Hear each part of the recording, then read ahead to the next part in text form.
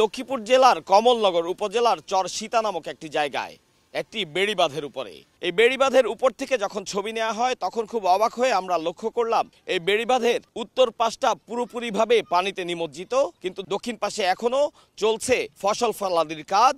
কেন এ বিষয়টি জানতে চাইলে এখানকার মানুষ জানান, উত্তর পাশের যে পানি রয়েছে তা মেঘনা নদীর দিকে যেতে পারছে না। পানিতে মাছ ফসল আদির সকল কিছু নষ্ট হয়ে যাচ্ছে। 30 বছরের ভিতরে এই পানি কোনো বছর কোনোদিন দেখিনি। আমাদের এলাকার যে চাষাবাদ আছে সবগুলো নষ্ট হয়ে গেছে। তাদের কথা অনুযায়ী বেড়িবাঁধ ধরে সামনে এগোতে দেখা যায় আজাদনগর নামক জায়গায় খালের উপরে নির্মিত হয়েছে 30টিরও বেশি দোকানপাট।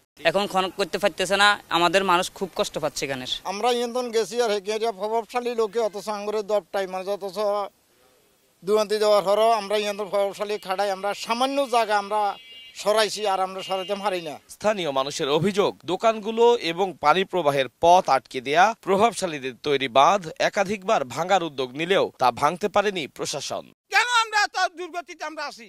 আপনারা আসি দেখেন আমাদের বুলুয়া নদীটা বানটা ছিঁড়ে দেন তাড়াতাড়ি। যেভাবে হোক যদি বানগুলা কেটে দেয় এবং আশপাশের বনগুলো ভেঙে যদি নদী পরিষ্কার করে তাহলে ইনশাল্লাহ অতি তাড়াতাড়ি পানি নেমে যাবে এবং এই এলাকার মানুষ পানিতে মুক্তি পাবে।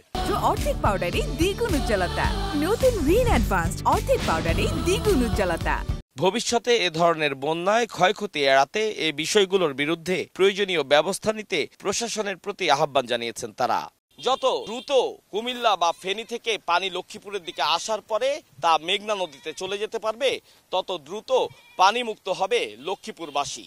এমনকি নোয়াখালী বা লক্ষ্মীপুরের যত জেলা ইতিমধ্যে বন্যা দুর্গত হয়েছে সে সকল পানিও নেমে যাবে খুবই দ্রুত।